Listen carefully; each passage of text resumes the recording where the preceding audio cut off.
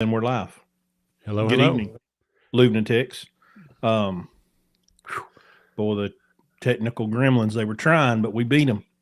Yeah. Wow. Well, our guest is having some technical difficulties, so he'll be here with us shortly.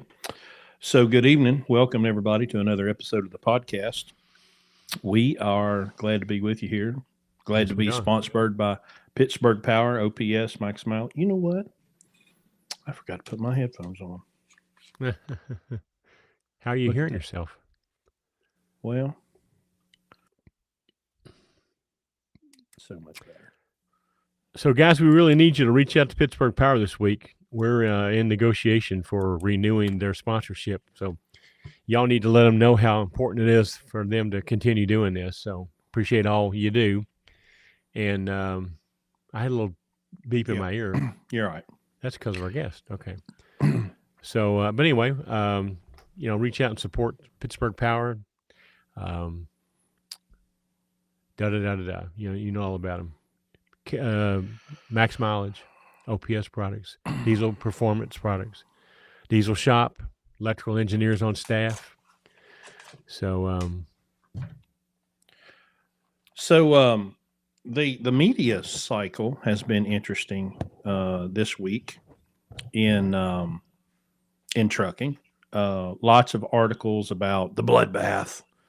Um, it's all going to hell in a handbasket. TikTok creators everywhere. And by the way, y'all, if y'all are not following the conversations that's happening on the TikTok clips that I put from last week's episode, buddy, they are precious because she has got them riled up, and there have been banana peels and pretzels and proteins, and I mean she's just letting them have it. So that's probably going to go down as one of our most popular episodes because she suffers no fools, and she lets them have it from all angles. before Um, we get too far along, I got some comments about that, but we don't have to do it right this minute. So, we'll go ahead. no, go ahead and finish your little synopsis, Well, and I'll go back to it. we've got some stuff I'm gonna play for you here after a while, but a lot of the freight waves articles are talking about. Um, to me, it seems like they're obsessed with the ratio. Okay, but what nobody's talking about is the number of available loads is not all that bad. That if you weren't looking at capacity and the difference between capacity and volume of loads right now, it's we're looking at 17, 18, 19 numbers as far as, the economy, what our ability to go haul freight. It's not that bad. There's just too many damn trucks. But it seems like nobody wants to talk about the fact that the market's not that terrible. The economy's not that terrible. There's just way, way, way too many trucks. Yep. And, that's what's causing the problem. It's not that there aren't enough loads. There's plenty of loads for a normal market. But when you get these unnecessary carriers that have come into the market over the last 2 years when there was a bump in volume, and now there's not enough to feed that. And unfortunately, the people that did not make good decisions over the last 2 or 3 years, and the people that did not prepare themselves for what was coming, what we've been telling everybody was going to come. We've been talking about this since 2019. Hell, from the very minute that this podcast with me and Larry began, we've talked about how it's going to pop. The And bubble it could not. The bubble had to pop somewhere. was Yeah. unsustainable. It was an Right. unsustainable market. And it's And also gone farther longer than it has in history as far as it being the top of the cycle. So we had an extended, because you got it started with Hurricane Katrina, then the ELD, or maybe I've got that backwards, and then of course the pandemic. So those events created this huge extension of the top of the cycle, and so we didn't cycle as normal. Now the question is, since it stayed high so long, does it mean the low is going to stay that long? I don't think so. The good thing right about now is all the big corporations, all the quarter one results are in. So all the publicly held companies, you can go look at their at their financials for Q1, and it's interesting. I mean, I looked at Landstar's this week. It wasn't terribly different than year over year. It was certainly wasn't different quarter over quarter. And so it's the powers that be that we're not quite there yet, but people see the bottom coming in the next couple of months, and that's kind of what we've been talking about. Yeah. Is that second half of this year, things will start to recover. But I looked at the chart the other day about carriers, and we still got too many carriers. I mean, that streak that you showed a couple of weeks ago, that chart. We've got to get back down to that pre-2021 level, and we still got quite a few carriers to get there. But the number I heard the other day, I forget where it was, but 2,000 MC numbers are being closed every day. Mm-hmm. So at that rate, it's not going to take a huge long time. So no, and given that the market is not all that bad, once the capacity numbers come down a little bit, everything's going to be fine for us. Now, I saw a post in a Landstar group that, and someone said that basically, like, look, if there's a bunch of us that have made good decisions and run our businesses well, and there's people that haven't, and people were just trashing, like, I can't believe you would. People have families. Okay, we've all got families, but you don't get to make bad decisions and not have consequences to those decisions. Because that's what happens in business. It happened to me. I had a family, I had kids, but I didn't ever want anybody's sympathy to, or to say that, what happened to my business shouldn't have happened, because it was going to happen. I made bad decisions. And when you make bad decisions in business, bad things happen. Bad things happen. Yeah. Funny how that works. Yeah. So our guest, Michael Lombard, I'm going to bring him in here in just a second. He made a TikTok, it's been a couple of weeks ago, because there's so many of these trolls and morons and idiots that say, well, if you don't have your own authority, you don't have your own numbers, you're not a real owner-operator.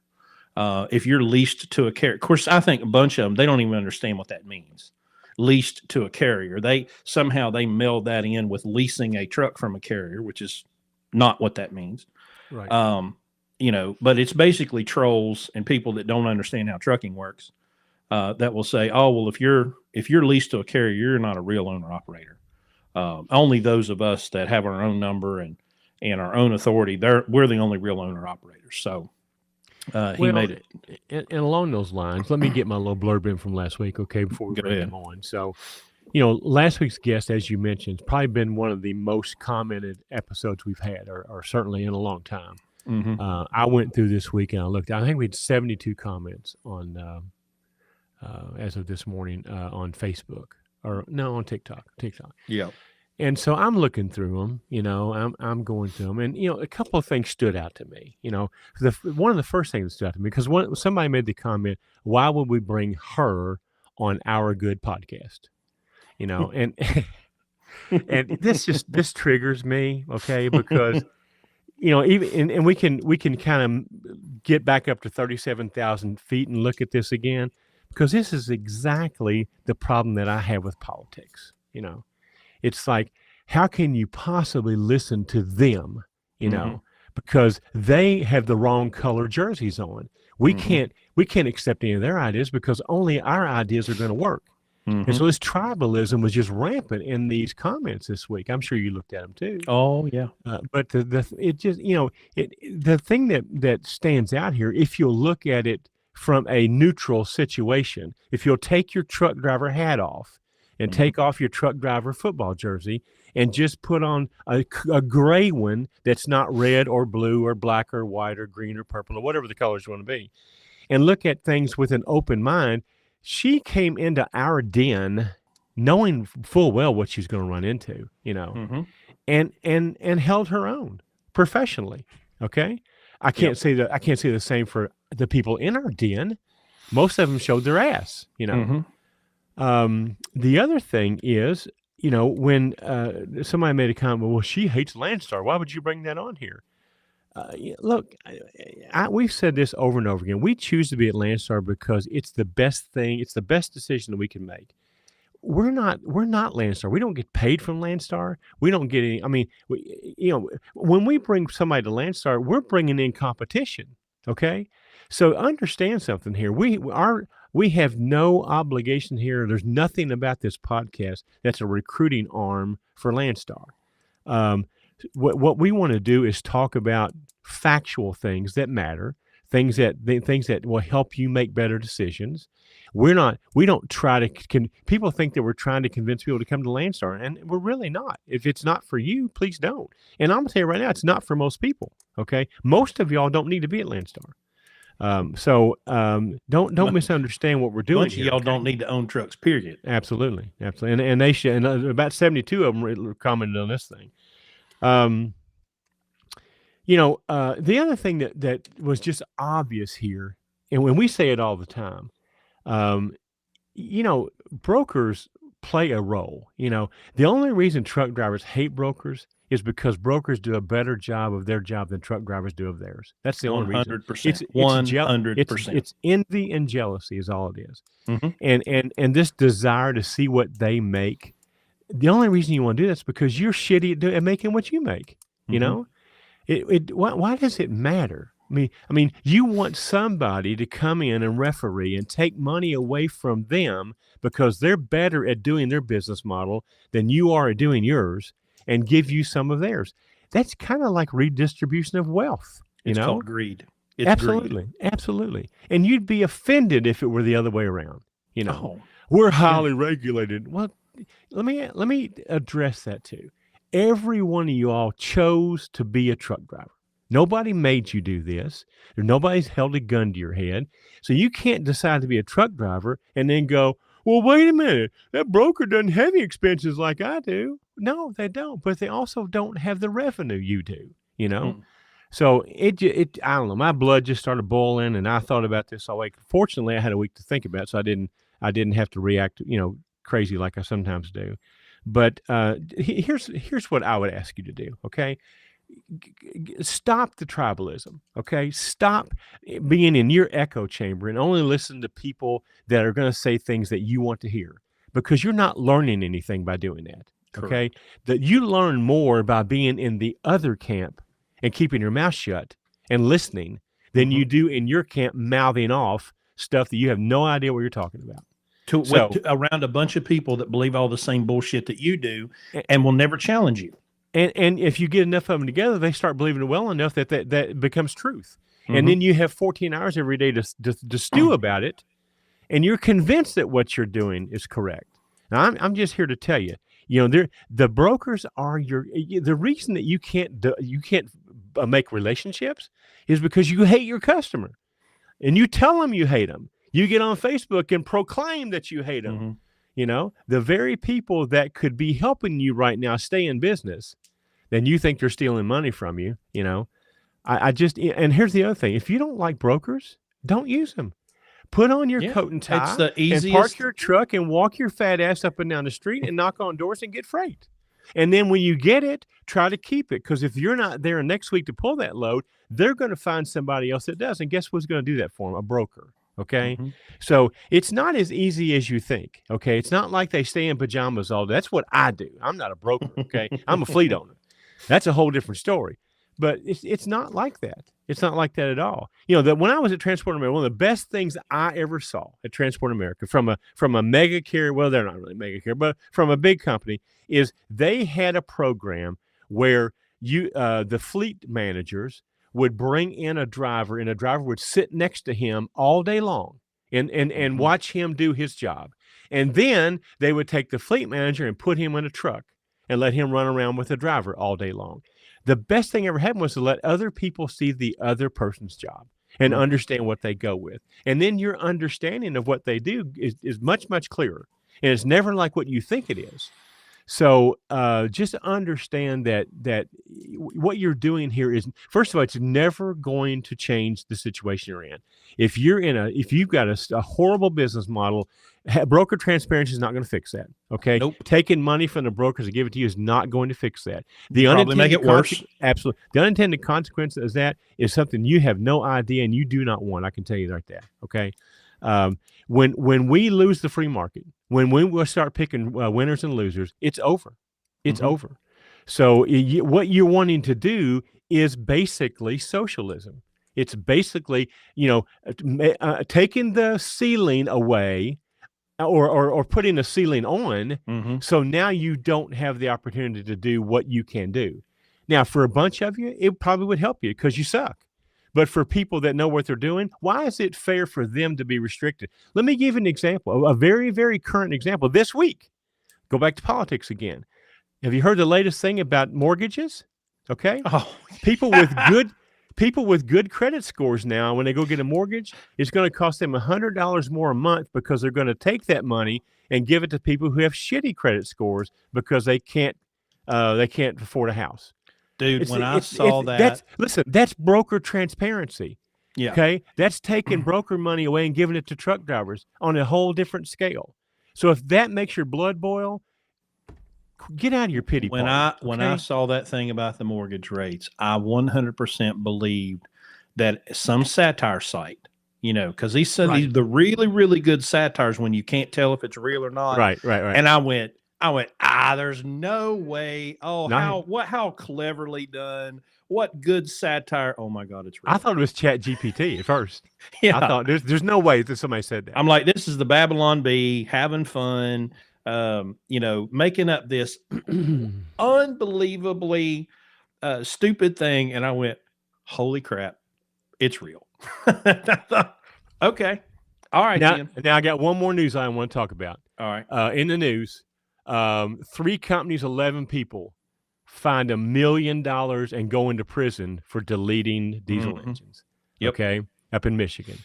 So you guys that think that deleting there's no risk with that. Well, yeah. Anyway, here you go. All right. Well, so now let's bring our guest. Let's bring our guest in here. Now we're going to do this. We're going to hope that everything works. Oh, he just went away. Where'd he go? He's in a bad area and he's on a cell phone. We can't even get him on Wi-Fi. So we're all right. So let's see. Can you hear me? All right. I can hear you now. I can hear you and I can see you. Right, perfect. What's going on, fellas? Well, man, we're just kicking hornets' nests. That's all we're doing. I love it. I've been keyed in on the conversation. I just want to mention one thing. What's crazy about how you said nobody's forcing people to become truck drivers. And I know we're not talking about this today, but when it comes to the turnover issue, which is one of the biggest things I harp on, we're actually at the point now with the fake driver shortage narrative where the government is forcing people to become truck drivers. I went to CDL school with 3 people sent there by Texas Workforce Unemployment, and they either had to go to CDL school or lose unemployment. That's the state forcing people to becoming truck drivers. Essentially. So we are at that point, counterpoint, but I know nobody forcing them to buy a truck though. You're right on that. Right. That'll fix it. Yeah. Here's your option. You can either be a CDL driver or go to prison. Which one you want to do? Yeah, there you go. So or pick up a weapon and join the army. Here's your choices, right? So Mike, do you go by Michael or Mike? Mike, Lombard, whatever works for you, man. So the TikTok that got our attention was you were talking about how people were saying that if you don't have your own authority, you're not a real owner operator, and you were talking about being leased to Warren Transport. So you started trucking in 2020, or you started owner operator in 2020? Started driving in 2020. And just a little background about me, because what's crazy is 2 things about me where I feel really guilty is, number one, I'm the only guy to move to Austin. I moved to Austin when everyone did in 2020, but I didn't move there for tech. But there's all these people moving there, and I feel like a fraud having moved there, but I didn't move there for the same reason as anybody else. And then I started trucking in 2020 because I wanted to make a career shift. I didn't see all the YouTube course sellers and say, oh, I'm going to get into trucking for the money. I come from like a lineage of trucking. My family used to own a company that started in 23. It was like a Teamster affiliate, one of the started 100 years ago in 1923. So like my grandfather drove for 30 years. It was one of those types of companies. Once was a large motor carrier, so it was like always in me. Like I kind of joined for like legacy, honor reasons, and people had talked me out of it. My grandfather always said, "Don't do it," and God rest his soul, he passed away in 2013. But I was unhappy in careers I was doing, and felt like I had hit the ceiling, and I just wasn't motivated. And I was like, "Well, I'm going to give this a shot," and it just ended up being 2020 when I started. But I got my truck a year ago in April, and once again, I didn't my truck because of the money, because I actually couldn't have bought it at a worse time. And but I went into this with a business partner. So my friend who's an accountant, we went in on it together because he also owns some real estate. And he's like, do you think you can own a truck? And I was like, no, I could do it from talking to people. I think I can really get this on the road. I think the first thing we should do is cash flow by leasing onto a carrier, and we'll figure it out from there, because I don't think it's going to be too hot, given fuel prices are going up and inflation was sparking. So we went into it with the best intentions, and we knew. And my dad, he owns a small business. He's like, hey, when I started my company, he owns a centerless grinding shop. He said he bought machines for thousands of dollars worth more than their value. He's like, hey, I know your truck might be priced a little bit more, but this is how this is sometimes a good place to learn. So in the long and short, I got my truck last April of 2022. Okay. Now, is Warren Transport, are they the one that's affiliated with or owned by Anderson Trucking Service? Or am I mixing that up with somebody else? Yes. Yeah. Warren is partnered with ATS. Okay.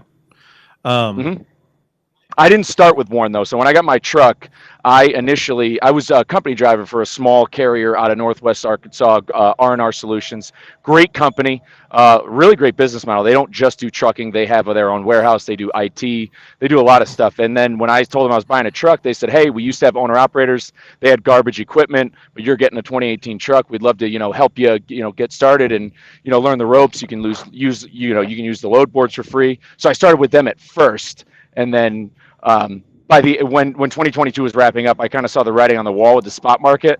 I had some friends over at Warren, and I knew that Jan 1, I was gonna make the move over to Warren Transport. Okay. So in a year of being an owner operator, what do you think is the biggest surprise or shock that you've experienced from company driver over to owner operator? I'd say the biggest shock was, how many phone calls you had to make. That was that. I'd say that's the biggest one. They always tell you that off the rip, like you're going to be sending a lot of emails, you're going to send a lot of phone calls, but I would, on a 30-minute break, make a list of phone numbers I knew I had to call for loads I was looking at on boards, and then I would have to get driving again, and then I would just click call, and I would have it on my notes, and I had it right there, like in front of me, who I was calling and what load it was about. So I'd say that was like the biggest sticker shock, was just how many calls you would have to make just to plan out your week. Yeah. So to speak, because you couldn't have your week, because what ended up happening, especially as summer of last year went on, is anything long haul wasn't paying worth anything. Like anything that was coast to coast, or anything that went west of 35, or anything that was basically longer than 1,200 miles didn't pay well. Mm-hmm. So like the bulk of my loads were kind of short hauls, anywhere from 300 to 600 miles. 300 to 700 ish. So you'd be picking up and delivering next day. You'd either want to be getting reloaded or at least loaded very early the following day, so you weren't cooking out any day. So you had to make phone calls. I was doing 3 to 5 loads a week sometimes. Yeah, that's what we do. And the biggest I see, because most truck drivers are staring through the windshield and they're thinking, well, I'm the only one here that matters. I'm doing the important work, and I hate all these idiots in these cubicles. And then they buy a truck, and at some point the realization comes, oh, now I have to be all those people I hate. I have to be the load planner, the dispatcher, the maintenance coordinator. I have to be all of these people that I've just told to shut up and leave me alone. And of course, it's funny you talk about making phone calls and sending emails. I remember as a company driver, drivers hated communicating, and it's like your communication level has to increase tenfold when you become an owner operator if you're going to be worth anything. And the idea that, well, it's none of their damn business where I'm at, I'll get there when I get there. It's like, honey, it don't work that way. When you're an owner operator, you have somebody's freight in the box, and you are the servant, you are the service provider, but they can't get beyond this narcissistic, selfish attitude, this greedy attitude that they have, that they're the only ones that matter, and nobody else should get paid because I'm the truck driver and I'm driving the truck and I'm the only one that matters. Well, it sounds like you didn't have to overcome that. Sounds like you had a pretty good attitude going in, but it's, as we see in the TikTok comment sections, wow, there's a bunch of people that believe some really, really, really stupid stuff. And You gotta love the TikTok commenters. But I went into this with a little bit of that. So I was in the Marines. I got out in 2012. I went to college. I do have a business degree, and I had a job in management. I worked at in the management training program at Enterprise, and then I also worked in a warehouse doing like operations. I helped run a store and warehouse back in Connecticut. So I was familiar with like sales type stuff. So I definitely knew that and had that business background. But you're right. The last time I was a company driver, they gave us a cell phone. I never talked to dispatch. They would just send you the Raycon. That's it. You just went to the pickup, went to the appointment time. Like I rarely would speak to dispatch on the phone, and they did that by design because they knew drivers didn't like to talk to dispatch or anybody like that. But yeah, once when you're a company driver, it's freaking drag racing. It's a one strip away, but then when you get owner operator, the baseball field opens up, and you've got to check a lot of boxes. Yeah. Yeah, it's a culture shock, especially that, and that's trying to get through people's heads, and it's Larry taught me this. When you buy a truck, you're going into business. It's not a hobby. It's not something you play with. You're going into business. And, most of them, they can't tell you what a balance sheet is or a profit and loss statement or how to do their taxes. And of course, all they're doing is God help them go on Facebook. Well, how's this work on Facebook? And it's toxic over there on Facebook, big time. And because I tried to lean on some of those people too, and it's like that. It is really hard to explain. You said it earlier on in the episode. How not everyone should own a truck, and it's the same thing. Like not everyone owns a business. Like not everyone out there starts a small business. Not everyone's an entrepreneur. Most people want to get a good job, and work for a good company. Not everyone starts their own business. The same thing applies. Not everyone needs to buy a truck. It is an industry. It is a situation where you can kind of come and pull yourself up by your bootstrap. It's still there, but you got to do the work. And most people who start their own business fail, especially in this industry. Mm-hmm. So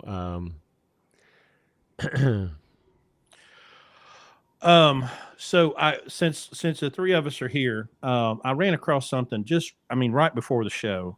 I found this TikTok, and the things that we talk about here are, understanding business, understanding your role as a service provider, as a servant, not a slave, but a servant.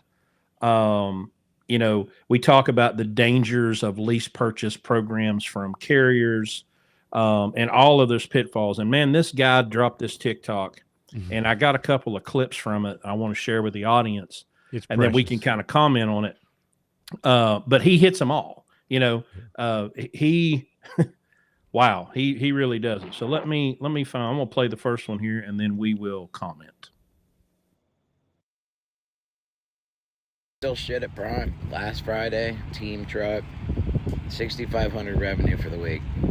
They changed the trainee pays at Prime also. So it used to be before if they'd kick in the difference, and they're not doing that anymore. 1,300 paid out to my student, covering his IFTA, workers' comp, his pay, and everything. It's been pretty shitty here. Last week, well, that's be my pay for this coming Friday. A little over $5,000 gross revenue to the truck for running the team truck. So by the time you make the fuel, truck payment, pay your student, I don't even think I'll make a check this week. There, you said Prime. I'll say right there. He's the first words he said Prime. Yeah. And I talk to people about Prime all the time, and I want to jump in because Prime is not in the trucking business. Prime is in the asset business, big time. And they're out there. They run a predatory scam. I don't know what they do, and I don't know how they're not in court. I don't know how they haven't been sued. Been in court. Oh, they've been in court. Okay, so I'm sure they have, but I don't know why people are still falling for it. I met a guy at a Freightliner dealership in Indianapolis when I was getting my ELD fixed, and he gave me his whole story. We talked for 2 hours, and he told me about all the issues he got in with Prime, and he told me about all this stuff. He goes, they sell you. He goes, it's a cult. They sell you at orientation like all this garbage, all this absolute stuff. Sorry to steal it, but man, as soon as he said Prime, I knew it was going down a bad road because that's the con. Because there's Prime drivers out there making content saying, "Come here, come do this," and they're taking advantage of people who are who are disenfranchised people, people who maybe come from backgrounds where they don't come from a lot, and then they hear this opportunity that they can be this successful business owner. They may be some somebody from an inner city or whatever, or come from a background that doesn't have success, whatever it may be, and they hear this and they'll stick right to it, Yep. and then it ends up destroying them. And so using this example of the part of this clip, so let's talk about the money. He says, well, $6,500 for a team truck.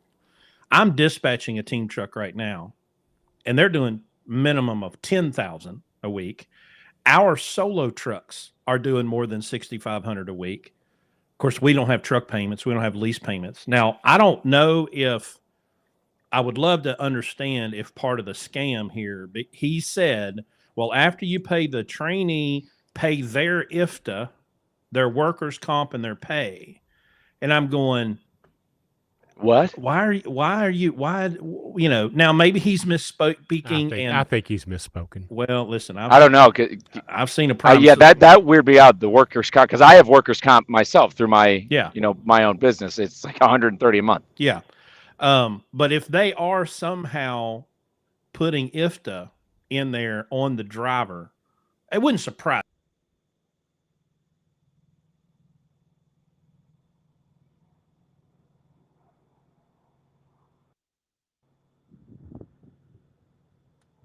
Sound cut out. Yeah, Chris, your sound cut out.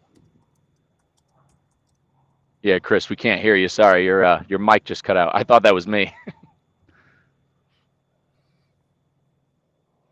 Larry, can you hear me? I can hear you. I just sent him a text, private chat. I think he just figured it out. Yeah, the IFTA being on the driver, though, like he was saying. Yeah, the IFTA being on the driver. No, IFTA's anytime you lease onto a carrier, IFTA should be is from what I've seen everywhere the IFTA is taken care of by them. It's one of the perks of leasing onto a carrier. Well, but I mean, not all of them do that. But even then, the IFTAs would be. How would it be on the student? I mean, that's what I don't understand. Why would it be on the student? It would be on the truck owner. You know, the lease. In his case, this is a lease owner. But anyway, I do some business coaching, and I also do some bookkeeping for a few clients. And one of my very first ones was a prime lease guy. And I've been looking at financial statements since 1977. Okay, I'm pretty good at it. You know, when he sent me the settlement from Prime, I swear to God, I couldn't figure it out.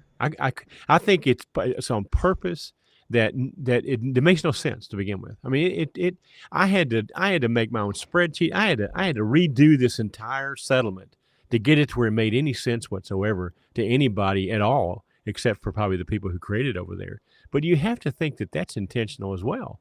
You know, I mean, the smoke and mirrors about what you're paying and all these forced escrows that you have to do and all this kind of stuff. And I'm thinking, you know, and of course we're very, very anti, lease purchase here. You know, it's like it's the bane of trucking, in my opinion. You know, I'm glad you guys do that, because there's not enough of that content on the internet. It's all well, and back to what you said. I mean, we know of instances where people were at prime and orientation to be company drivers, and they walk them out in the parking lot and try to get them in a lease purchase right out of orientation. Never driven a truck one day of their life.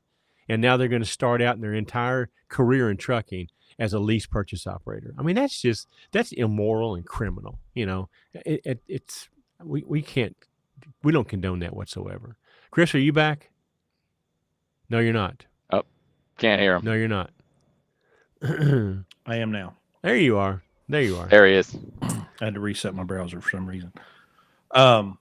Yeah, well, I could kind of hear you guys in the background, so you were pretty much covering it. But it's immoral because of how they're taking advantage of these people, and they can't understand how to do. But I was at Prime in 1999, and it goes back to something that the whole reason that I went down the owner operator path in 2010 was because I believed the only way I could increase my income was to become an owner operator.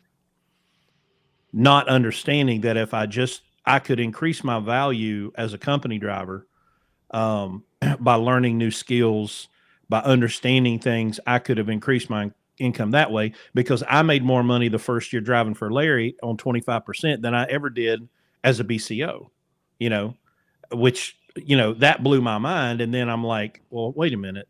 My desperation to become an owner operator went away. I still wanted to be owner operator. I still wanted to be self-employed. I still wanted to have a fleet, but for different reasons now. And, so that's what that made a big difference for me.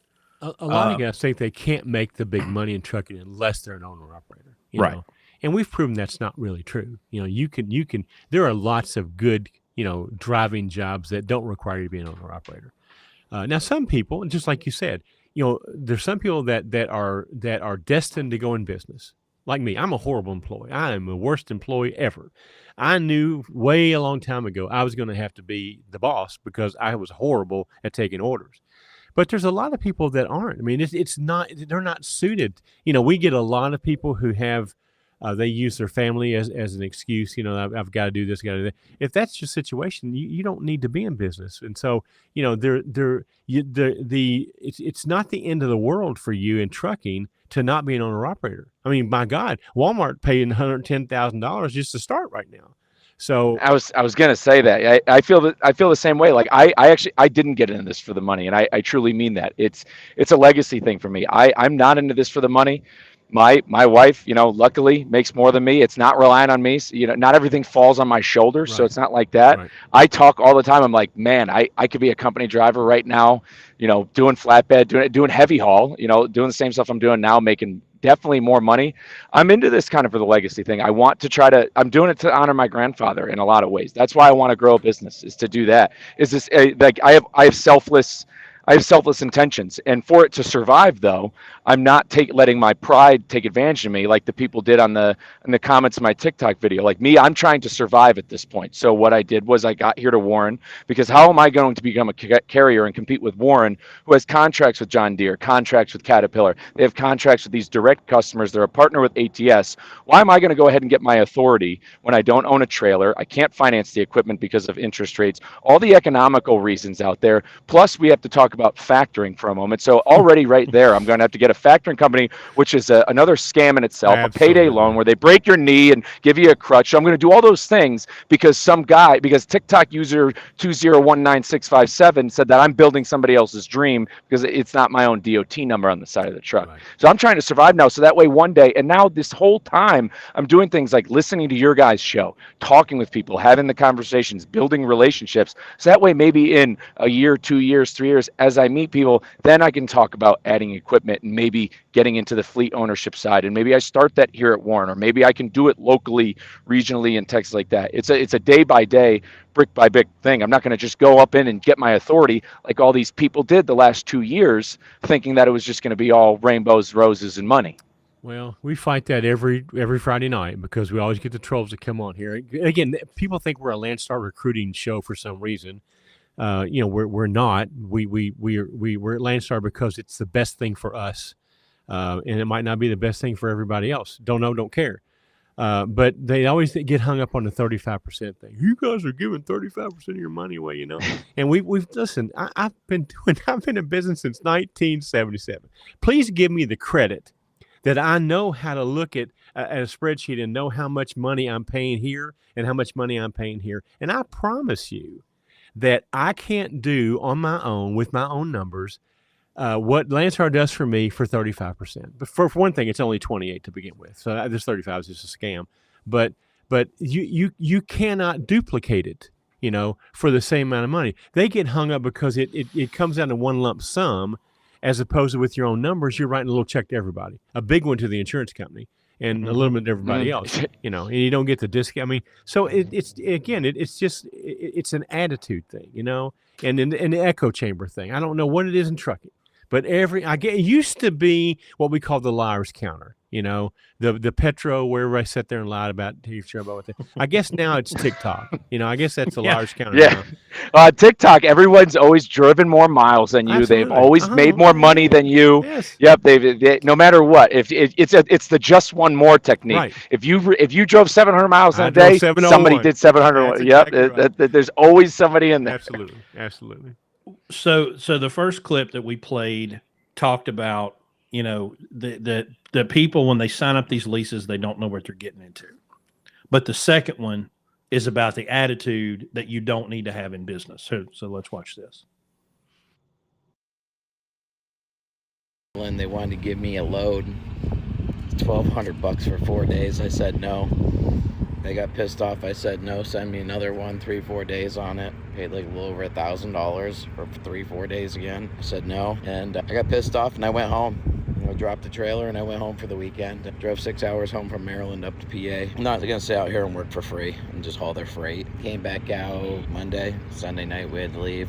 They made me go 216 miles in the wrong direction for an empty. Didn't pay me for it. Asked about it. Never heard back.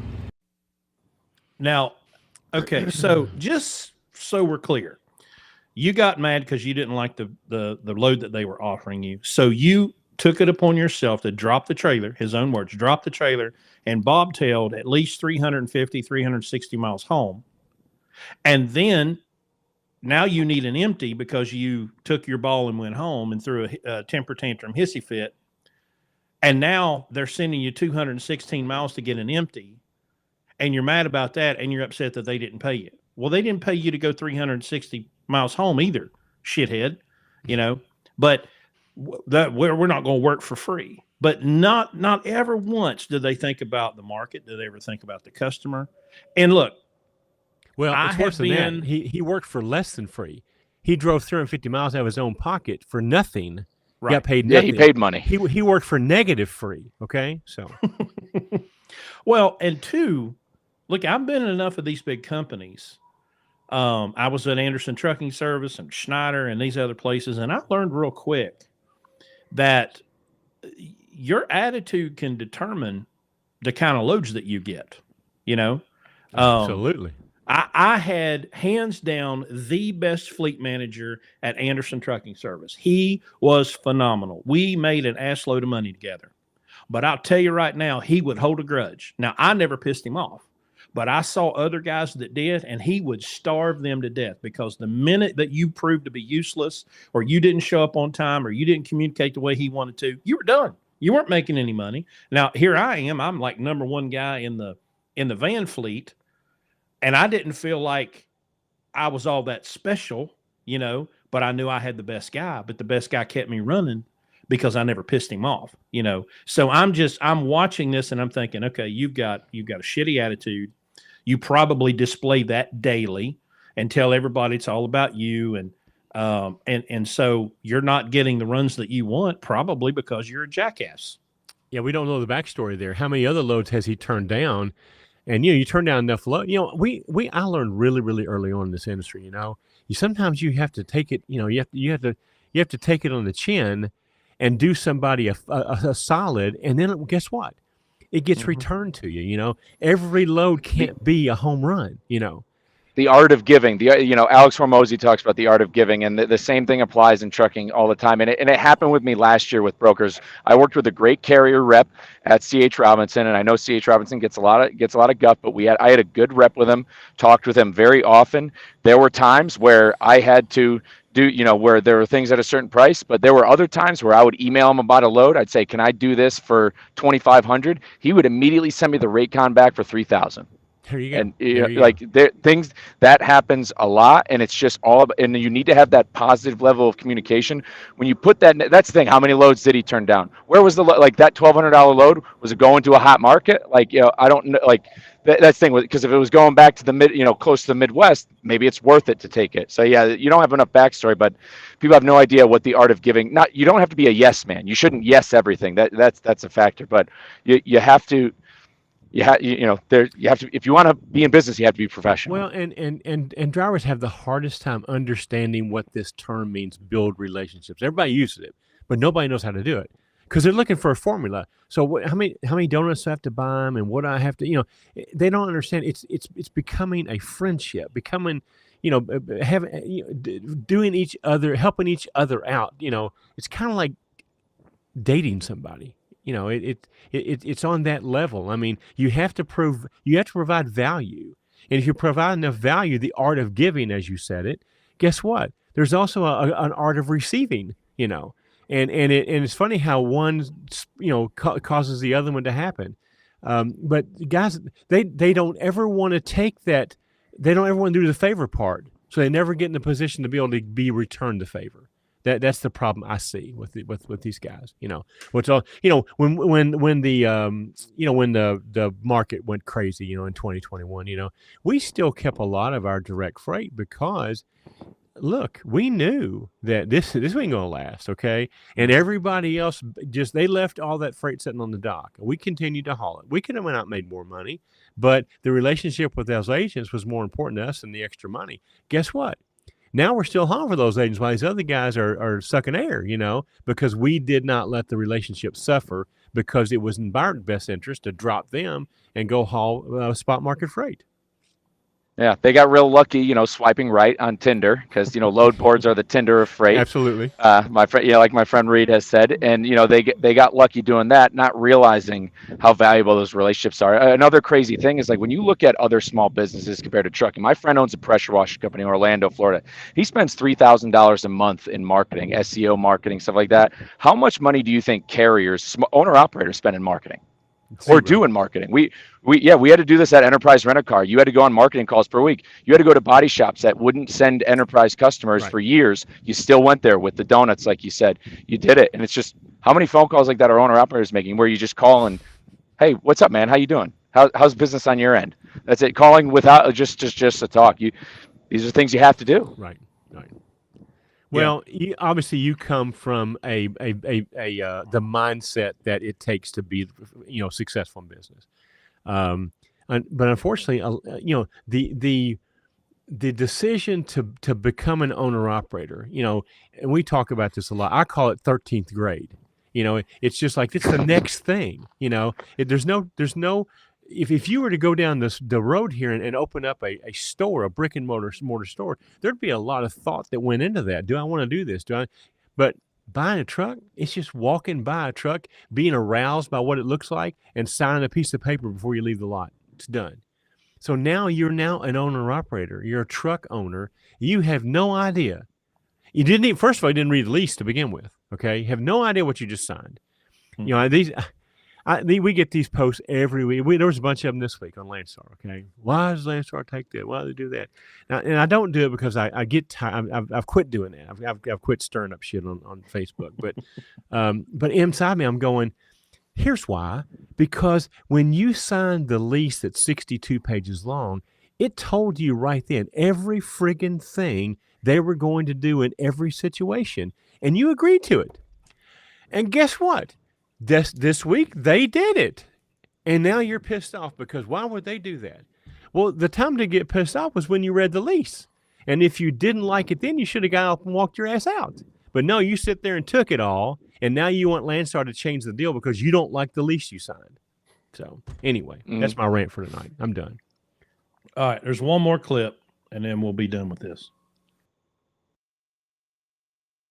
Really going downhill here. This is my second load for the week now. I'm waiting in Murfreesboro to pick it up. Won't be ready till 11 tonight. We've been empty since last night, drop up in PA. So things aren't going great here. I'm trying to just get through this lease, and I got offered a local job hauling fuel and making more than I'm making right now, sitting around doing nothing. So if things keep going like this though, I'm gonna turn this lease in and I'm gonna go work local and be home every night. Trying to get through this lease because they've got about $17,000 in excess mileage fund money from me right now, and you don't get it unless you complete the lease. But I don't know how they expect us drivers to keep working for free.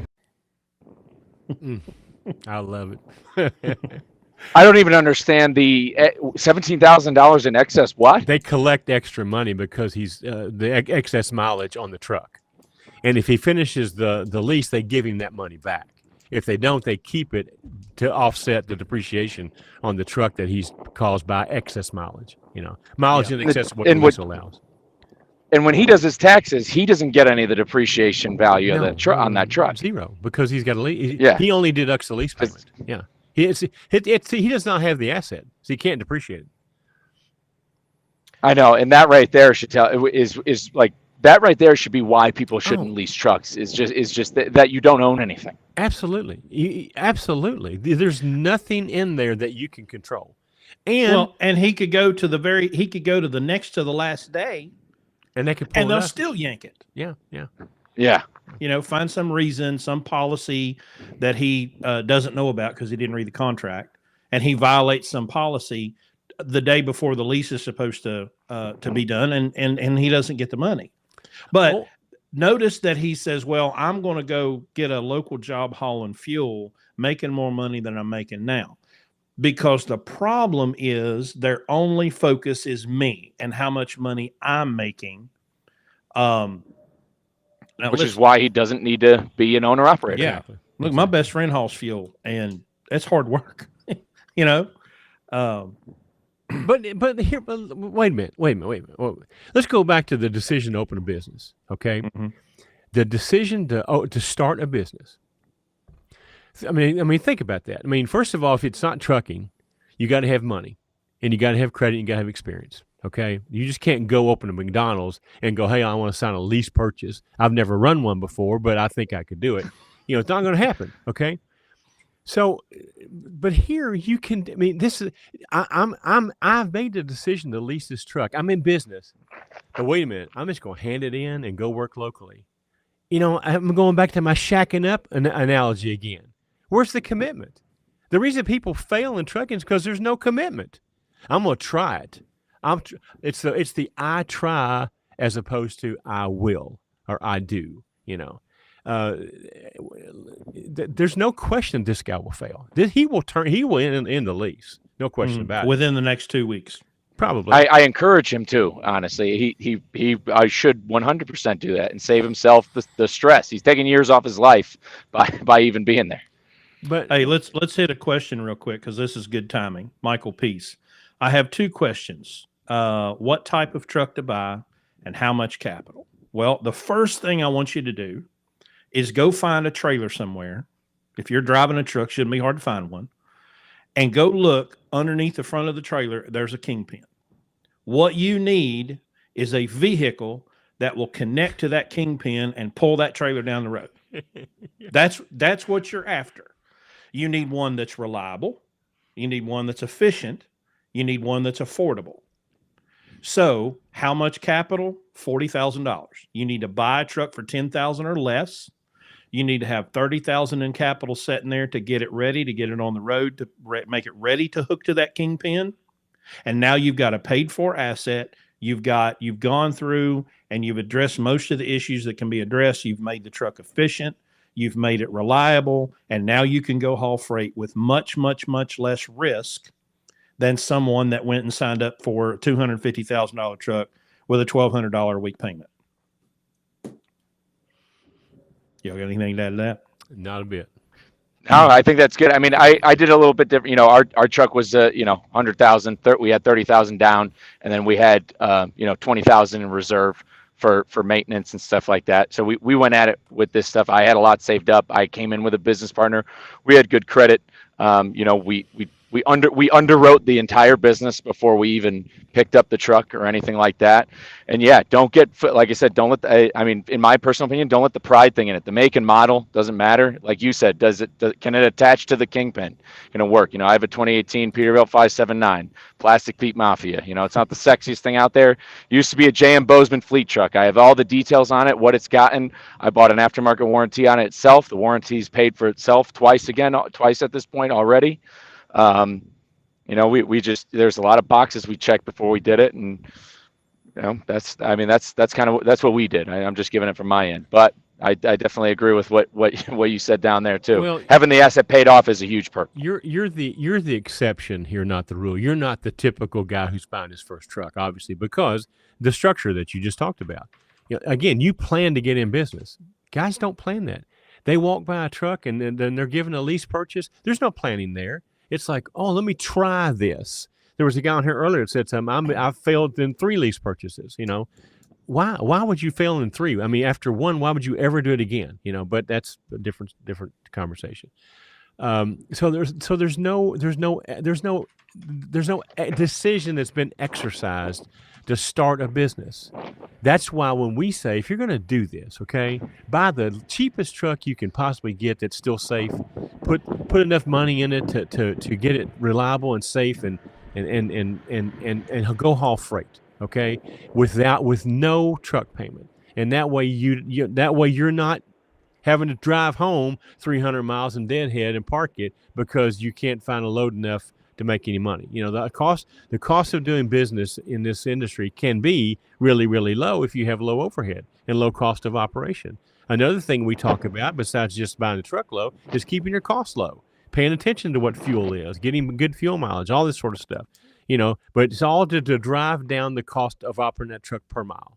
Because when rates are where they are right now, if you can't pull a load for $2 a mile and make a profit, you're kind of hurting right now. Okay. But if you can pull a load for $2 a mile and make 50 cents a mile, you can still continue to operate, and you don't have to quit. You don't have to give it up. All right. I'm gonna hit this one.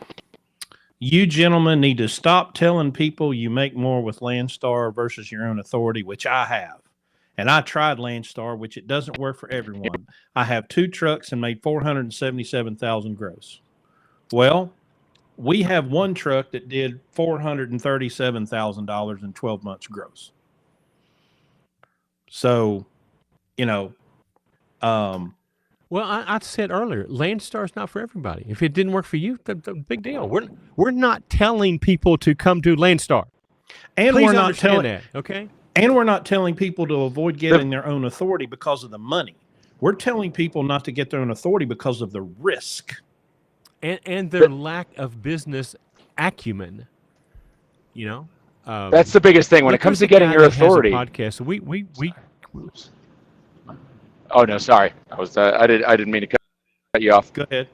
We can hear you, Michael. No, I was saying you're good. Yeah, you're good. Okay. Yeah, when it comes to getting your own authority, like if you have your own customers, if you have somebody you're going to work with, if you underwrote it for where it's going to work and where you have everything and there's a plus at the end of that at the end of that budget sheet, like if you're all set up, but if all you did is right now in 2023, you buy a truck, if you're listening to that business advice from that guy, where if I just say tomorrow I own a truck but no trailer and I just get my own DOT and I go off of that logic of that money, you're going to fail, period.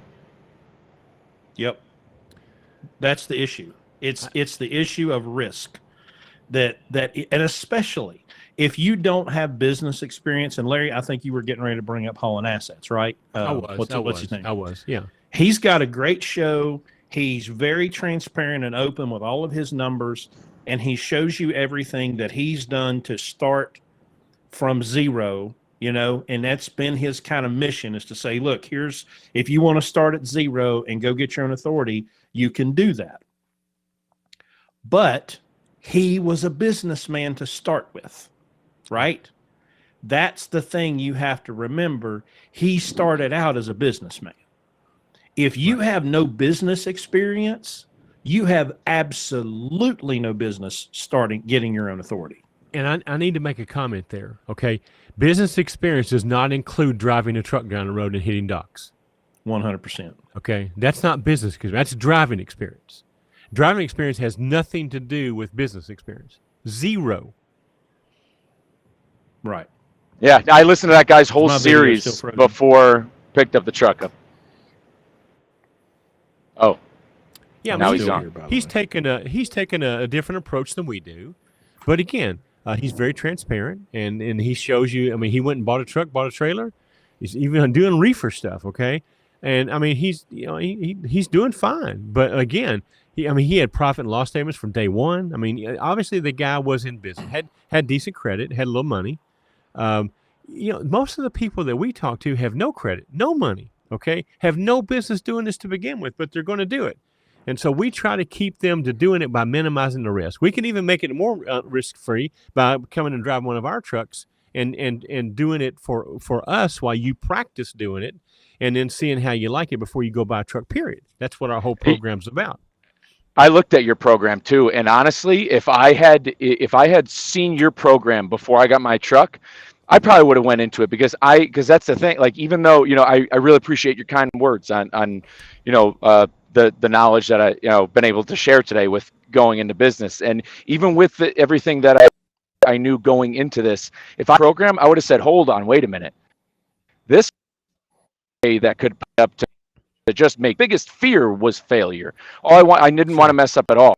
I want to just trying to get into it. Like I said, I got into it for money to it to start a business. And it's like, if I saw your guys' program, I would have been like, oh, this is a guarantee won't fail, because now there won't be an I left undotted or T uncrossed. So, I mean, it's very true. And that guy from Holland Assets, like I said, he laid it out really good. I can't recommend that series enough.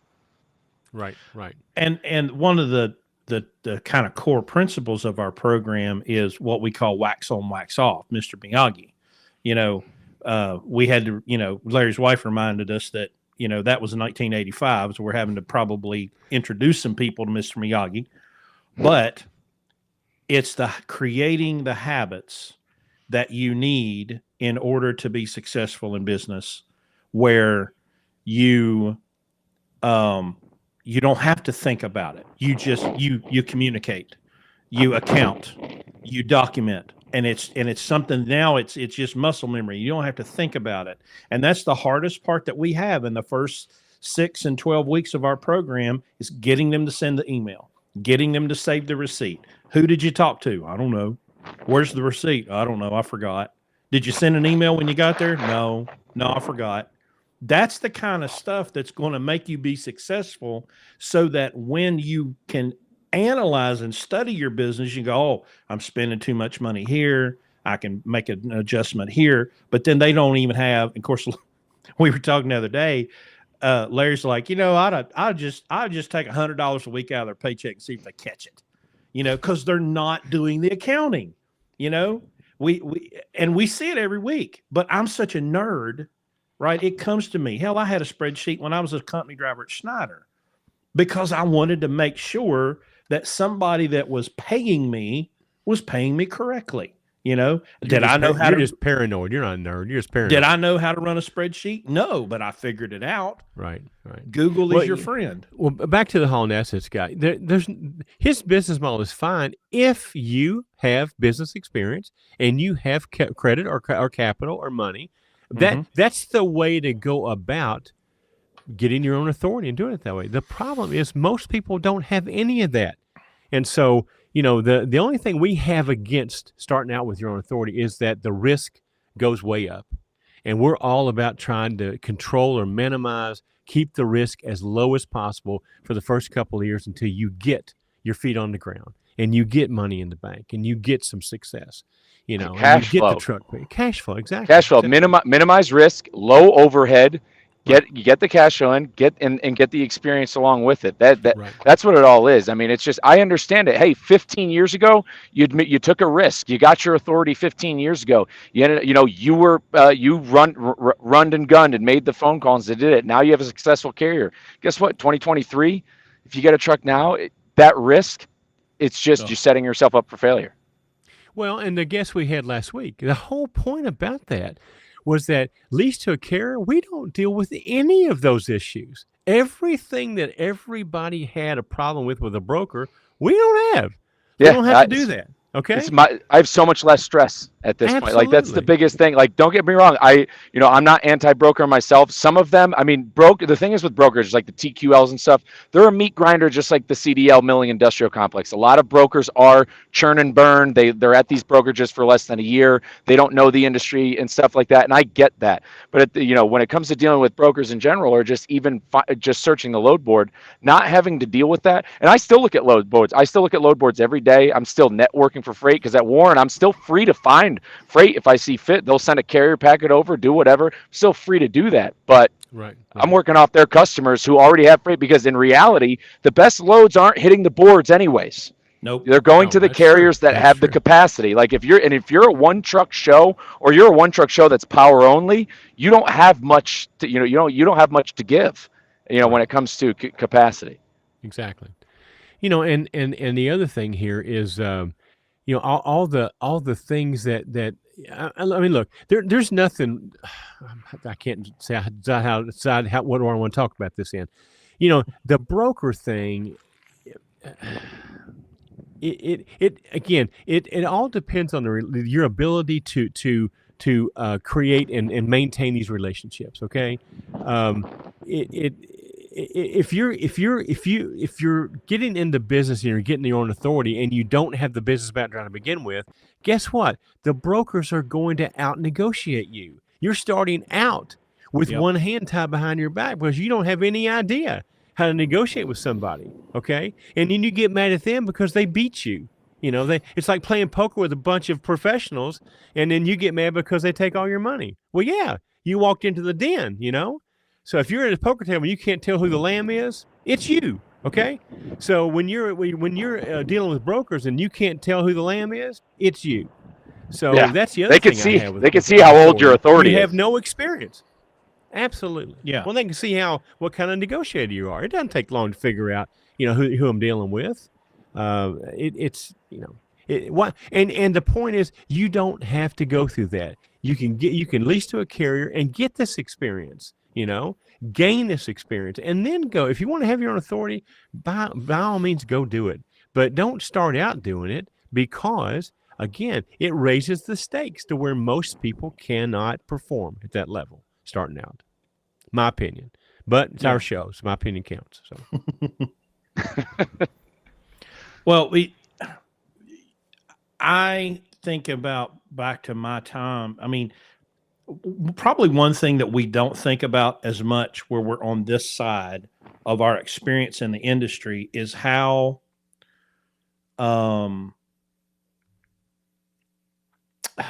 it's hard for me to remember what it was like when I didn't know anything about trucking, right?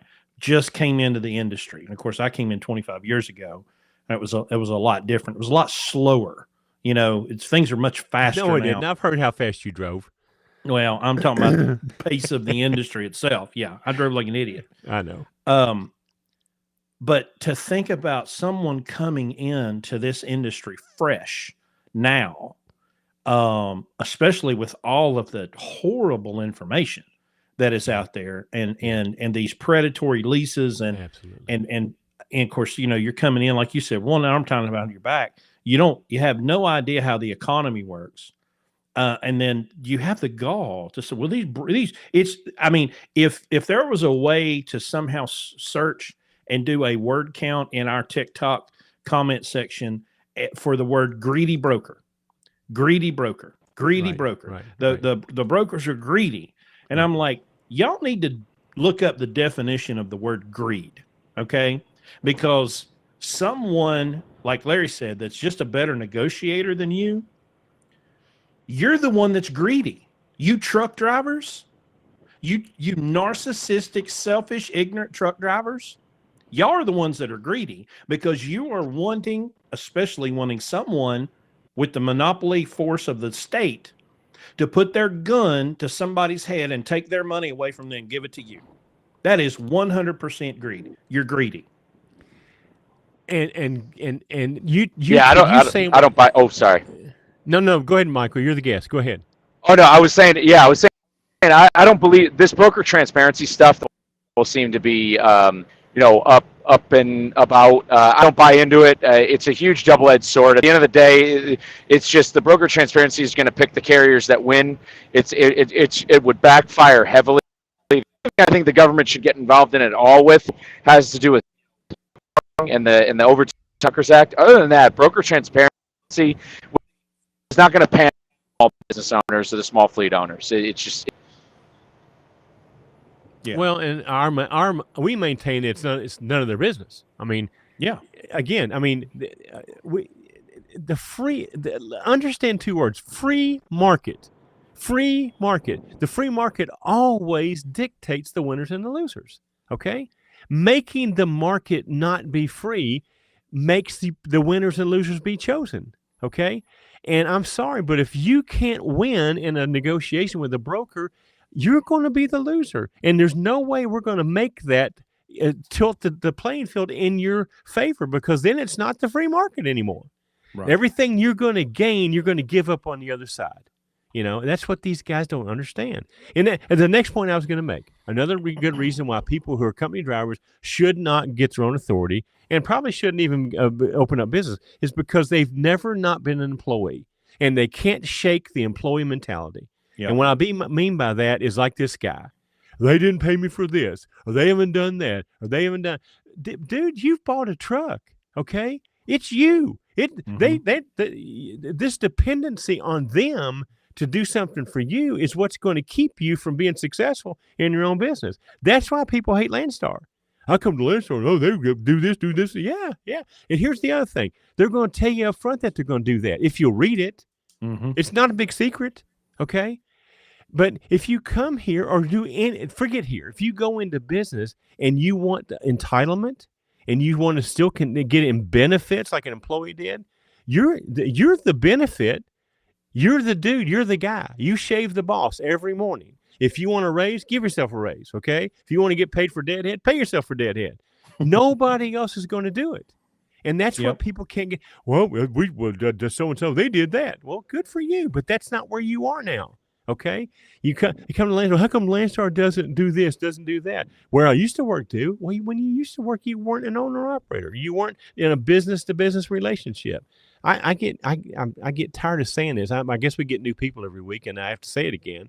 But my God, I mean, if you're not self-sufficient, please do not go in business. Okay, if you need somebody to give you help, stay as an employee. That's what you're there for. You're giving yourself up at a wholesale price, so somebody can sell your services at a retail price, and they're gonna keep the difference between the two. But you get all the benefits. You get somebody to wipe your ass for you. You get somebody to ask you, how come you're not at work today? You need this. You need an employee loan. You need to. When you become in business, all that goes away. You are the benefit. Only you is the benefit. Are the benefit.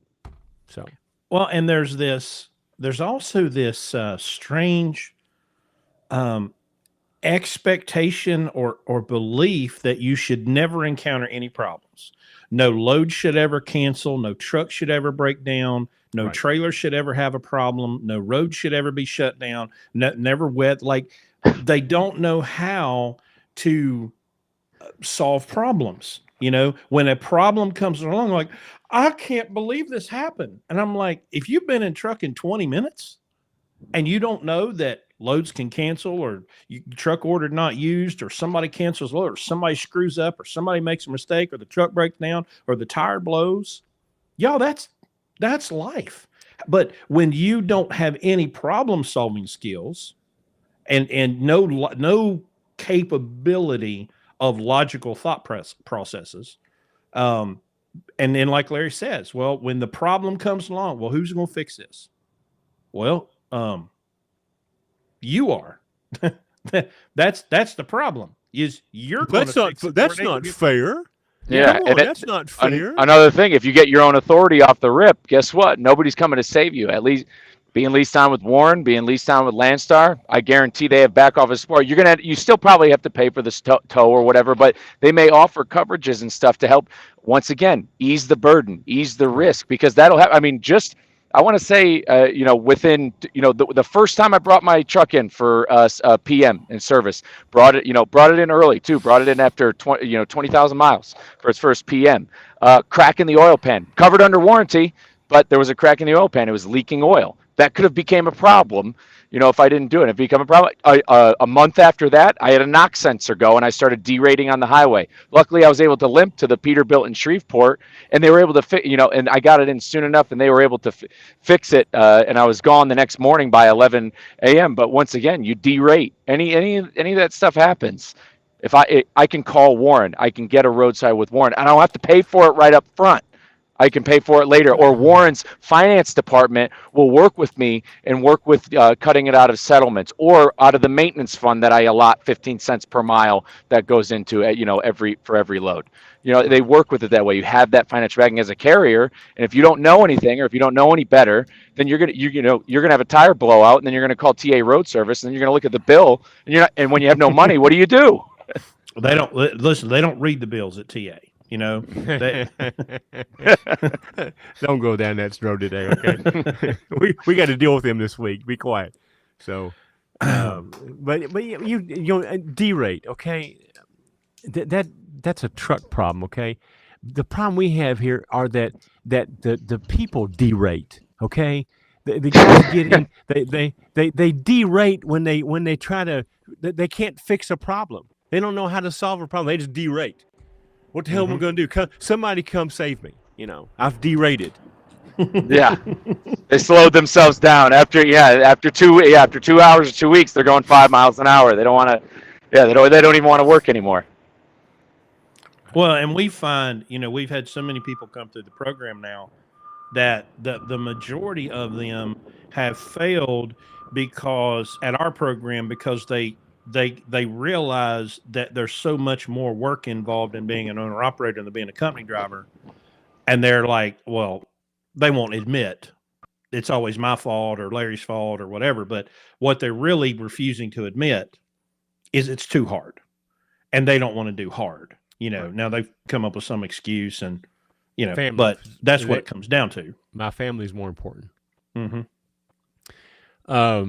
Well, or here's the number one, I guess, thing that people don't understand when they come here, and that is the concept of accountability. We do not allow them to lie to themselves. We do not allow them to lie to us. It happens. It starts to happen one time, and then a foot goes in somebody's ass. And most people can't take that. Most people can't take that because they've lied to themselves about everything, including the whole idea of being an owner operator. So when they get here, we go, no, that's not what happened. Let's talk about what really happened. And then the line just goes blank. It's like, oh shit. I mean, that? Yeah, you wasted 6 hours last week. That's why you can't make your pickup today. Because all the time you wasted last week. Yep. And they don't. Yeah, I mean that's a whole other thing is that managing the clock. Yeah. Oh yeah. Managing managing anything. So, but all this goes into again that mentality that you have to be in business. If you don't have all this, or you're not willing to gain all this, it's certain that you're going to fail. It's certain that you're going to fail. Yep. Well, we've gone an hour now. So, Michael, do you have any aspirations beyond a single truck, or are you just kind of going through and doing your thing? Say that for me again. Sorry, I had a little connectivity issues. Do you have any aspirations beyond one truck? Yes, I definitely have aspirations beyond one truck. It's just, I get phone calls from dealers all the time. It's just can't do it right now. Especially from a financing perspective. I mean, just like with what interest rates would be, that's for anybody out there looking, if you're looking to buy equipment, buy a house, anything you're trying to do right now in the economy. I mean, if you have to finance it, what your interest rates might be, could be more, more expensive just because I see people on the TikTok comments all the time. Oh, I'm seeing truck prices drop. I'm seeing them drop. Well, you might have to finance it with whatever down payment. And you're still looking at possibly, double-digit interest rates, especially if you're a first-time buyer. So yes, I would like to go beyond one truck, and get into fleet ownership, but become a respectable small carrier. Do so, continue to raise back my family's old business. Lombard used to be the largest motor carrier in the Northeast, 11 terminals from Baltimore to Maine. And, they were, they limped on after deregulation. They were bought out in 84. And then that company, North Penn Transfer, folded in 92. So, I mean, yeah, I probably won't become a Teamster affiliate or anything like that, because that's a difficult route. But I'd like to go beyond one truck. But for now, I got to go day by day and just keep doing what I'm doing. And we're cash flowing here at Landstar. I'm learning a whole new niche side of freight when it comes to oversized and moving heavy equipment. That's another thing that's not talked about enough is like people, no offense to door swingers out there. You need them as much as the next guy. But, if you want to survive in this market, especially now, you got to differentiate what you can offer. Can you haul flatbed? Can you haul tanker? Can you, can you pull RGN? What can you do? RGN technically falls under open deck and flatbed, but those are factors. But for right now, day by day, man. Yep. Well, we appreciate you being here. It's been a good conversation. Y'all keep up with Lombard Trucking on TikTok. He's got some great content. He might motivate you to exercise too. He hasn't done it for me yet, but I mean, I see it. I see the running, and I'm thinking, wow, what a cool idea. I'm not there yet, but I can see the motivation, to I will. I can't sign off without plugging it because before I came on. That's why I was late. By the way, I did just run 6 miles. Not to brag, humble brag. But if anybody's interested, I do help drivers out here with taking care of their health and fitness, which is another thing that goes similar to business. A lot of people lose track of it. They don't manage it out here over the road. And if you don't take care of your health, a lot of other things start to deteriorate in your life. And, I can't emphasize it enough. So definitely anybody out there listening, come find me anywhere on social media. I'd love to help you out, lend a hand or motivate you. Yeah, absolutely. Well, Michael, thank you very much. You've been a great guest. Let's do it again. Okay. So. No, thank you guys. Let's do this again soon. We'd love to do an episode about health, and I would love to talk more on the, especially. I would love to talk more about the issue we have going on with the CDL milling industrial complex too. There's with the fake driver shortage narrative. There's a lot of there's a lot of stuff that I definitely like to talk about, and so I'd love to jump back on with you guys. You guys keep up the good work too. Need more of your content out there. Big support of you guys. Appreciate everything you do, and thanks again for having me on, man. I can't appreciate it enough. Thank you, Mike. Have a great weekend. Thank you. We'll see you next time. All right, we'll talk to you. So we had a question here I wanted to answer for this fellow before I got too late. You can come to Landstar and you can have Landstar provide your plates. It's $1,700 a year, or you can bring your own plates and pay for it yourself. Either way, so that's entirely up to you. And the $1,700 is taken out in like 16 weeks. I think it's $94 a week for like 16 weeks, something like that. So that's the answer to that question. So I guess I wouldn't call them advantages versus disadvantages, but the differences, right?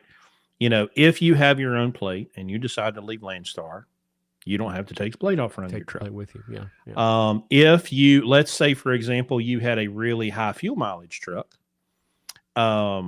you might be better off to file your own IFTA. But when you've got your own plate, you're going to file your own IFTA. Landstar's not going to do it for you. Right. That's the other side of that coin. You have to do your own IFTA. So we haven't, again, if you go back to all the different things that we talk about, every decision is made with this guy, right? And so we have not found any financial advantage to having our own plates on the truck. When we can get it from Landstar, they handle all that compliance. They deal with the state. We don't have to. They take care of the IFTA. We don't have to. So I don't see any reason to be leased to any carrier, really, and have your own plate. Not enough that would make me do it. I'm looking through to see if there's any other questions that we need to address tonight. Joshua's one of our new strategic partners. He has 2 of our trucks now here, but his comment was a $200,000 loan for 5 lunatic trucks would still be better than leases. Well, maybe. I don't know about the loan part, but I understand what you're saying.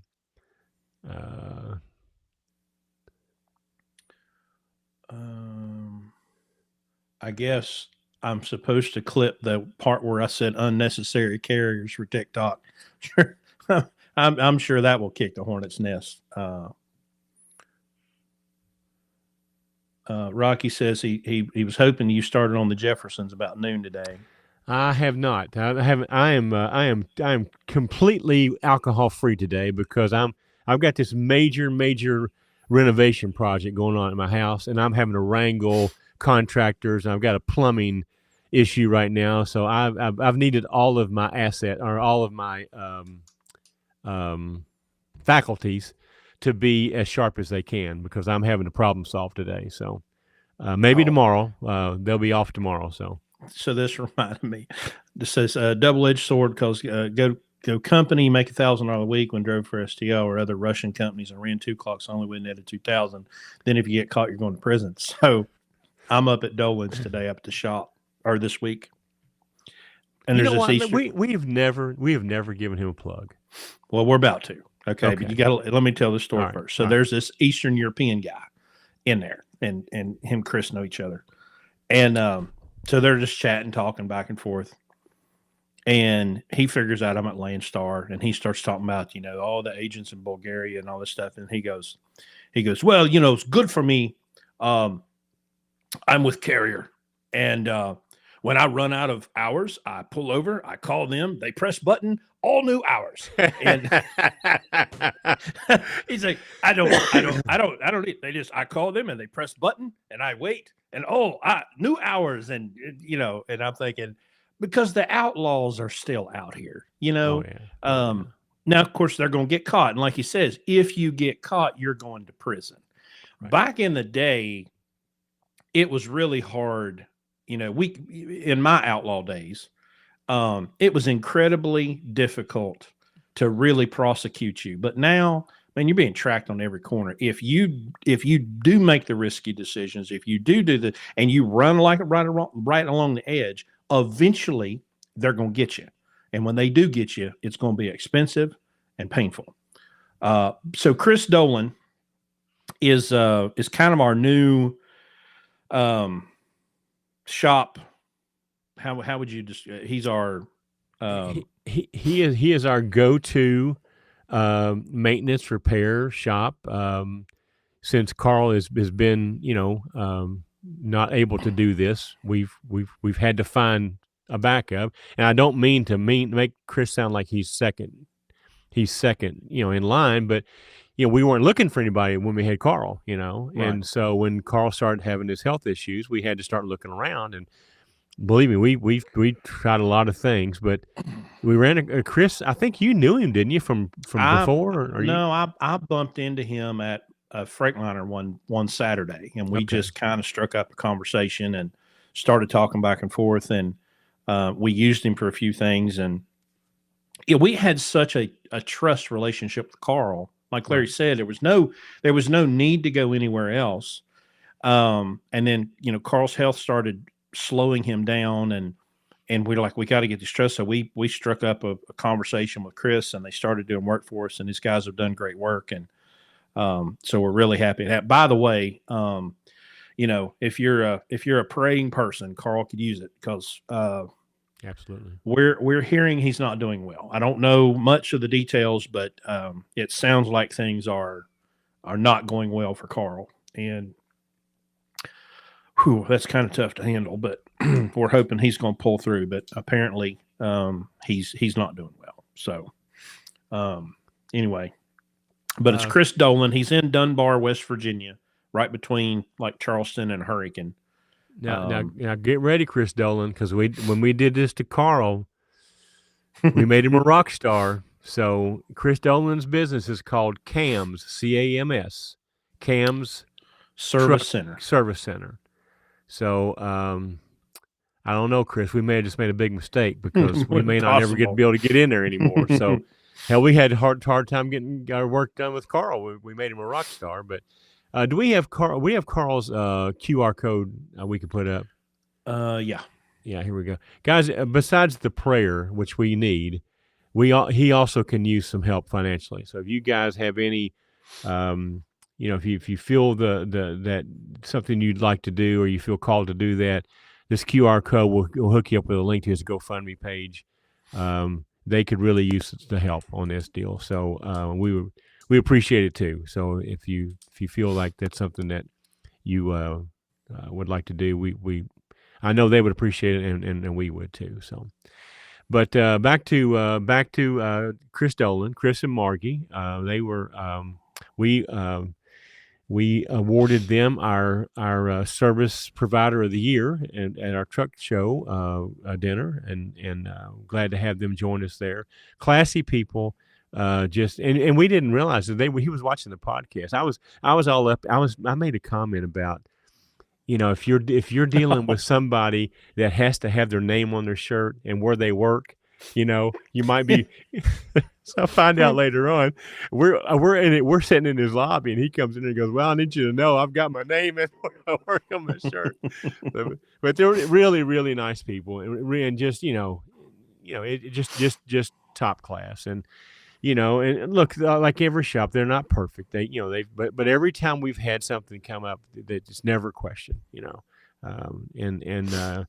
has to hire mechanics just like everybody else. But I mean, their sincerity, their honesty, we really, really, really appreciate them. So, I don't know if we want to do this or not, but we may have just moved ourselves out of a good shop here. But well, y'all just understand, Blue Ribbon Trucks come first, and then y'all come in and do your thing. But listen, it's so hard to find a shop that has competitive rates, that is willing to get you in. Because you're trying to stay on freight. That's the whole point of what we're trying to do, is stay on freight. And get the truck worked on. And sometimes you have to put them down for an extended period of time. But when you can swing through and say, okay, I'm coming here, I'm gonna be here at this time. Can you do this little thing for me? Then it's just, but it all comes from relationship, y'all. It's all about relationship. And I know there's lots of Chris Dolans out there, but they're hard to find, but they're people, they have a good business and they know why they're in business, and that's to serve customers. And that's one thing that Chris and Margie do really well. And so again, we're glad to have that relationship with them. What's Phil up to here? I passed a level 3 and a level 1 inspection this past week. Y'all are welcome. What'd we do? Per the inspector at the weigh station in Gilroy, Arizona, the amount of out-of-service violations have decreased significantly since AB5 has been introduced. Interesting. Correlation, causation? I don't know. Well, did I mention the fact that the lady in California that was behind AB5 is now Biden's new choice for Secretary of Labor? Did I mention that? Did you see her getting her ass lit up in that hearing by that guy? Holy crap. I almost felt bad for her because he was wearing her ass out. He was. Oh, wow. Let's see. Tom says truck drivers don't lie. Here was. I know this is somebody just trying to stir us up, but here's one right here. Interest rates are brokers' fault. Everything's brokers' fault. The sun rises in the east, it's brokers' fault. It goes in. If it rains, it's the broker's fault.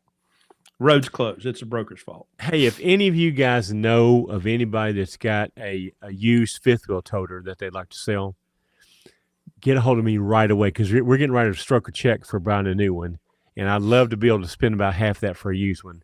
But it can't be like in California, because it costs me more to get it here than it's worth. But if it's in Midwest somewhere, and you've got somebody that's got a used one, or if you know somebody would rent one for a week, that would be an option too. We're getting ready to bring some trucks back to West Virginia that we've had scattered around the country, and we figured out we could tow them ourselves, let cheaper we can have them towed. And then when we get done, we got the toter that we own. Yeah. So, and Chris Dolan, if you're listening, we need you to build us a rack and give us a place to store it in your shop. That's the trade-off for the plug we gave you tonight, partner. Okay. Yeah. Well, it's 9:30. You got anything else you want to cover? I know we talked about the news. And there was that graphic. That's what we were looking for. I knew it was in there somewhere. Yep. Put that back up. Put that back up. Until that bottom one catches that top one, we're not going to get the bottom's not till that happens. Okay. Yeah. So when that happens, and then we'll start, the bottom will be reached, and we'll be starting back on the incline again. But you see how many we have to go. So yeah, it's you guys, if you seriously, and it's all public. Look at Landstar. Look at all the big mega fleets. Look at all their quarter 1 financials. They're all out right now, and it's interesting. It's very interesting. Now BCOs and Landstar, they look at it and go, well, they made $1.34 billion in the first quarter. I ain't making shit. They need to give me some of my money back. If you're going to do that, don't bother. But if you understand that Landstar has to make money, okay, that's what they're in business to do. And because you can't make any money doesn't mean that Landstar shouldn't, okay? But anyway, they're all out. All the Q1s were out this week. So it's it's encouraging, really. Looks like May, June, we're going to probably reach the bottom. Everybody is kind of in the same ballpark there. And then second half, we're going to start kind of growing back out of this. So I'm not saying that to encourage you guys that need to get out of the business to stay in. Don't. Go ahead and get out, okay? But sooner you do, the sooner this thing will straighten up. So, Willie Nelson, we need to get you on here one night playing guitar, okay? Can you sing and strum a guitar? Anything would be better than what we do here. So,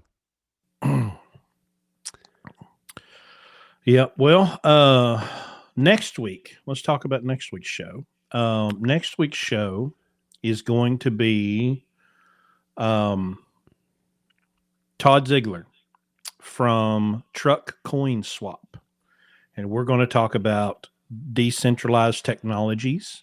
We're going to talk about I love this word, disintermediation. There's going to be some very exciting stuff that we're going to talk about next week with Todd, because the future, and I don't know if I've made my formal retraction.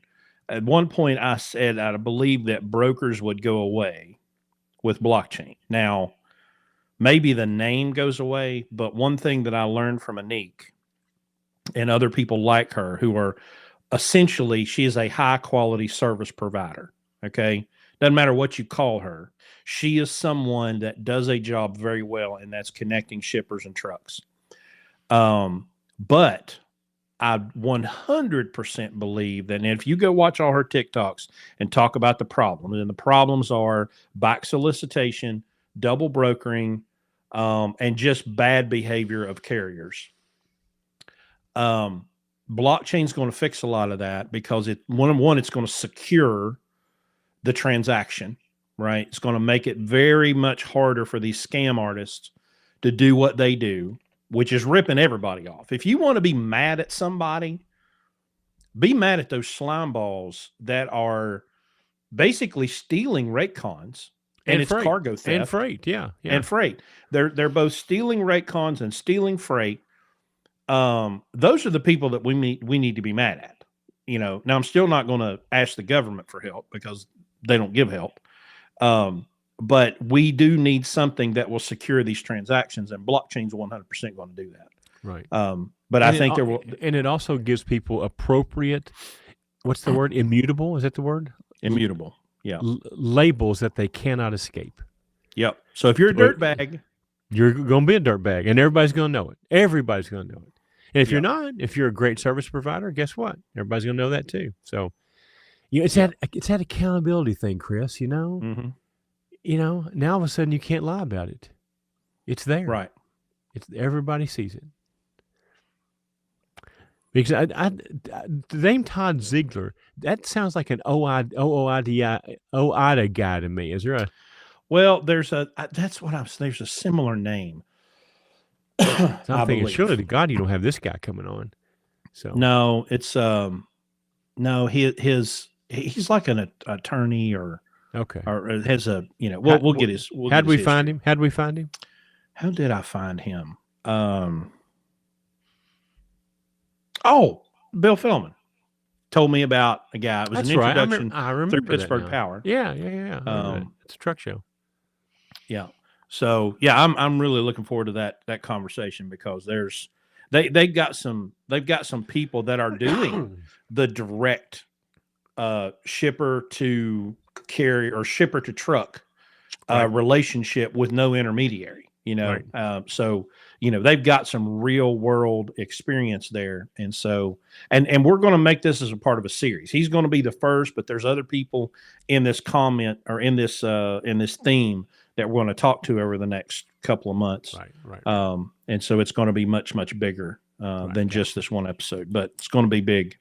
Rocky told Todd Spencer's the OIDA guy, and then Joshua Cook is Zig Ziglar. Well, he's dead, Joshua, so we can't have him yet. I think his son is still running it. But his daughter is running the business. But yeah, I got to see Zig Ziglar once. I did too. I saw him. They had this big motivation seminar in 2007. It was after he had fallen and hurt his head. Yeah.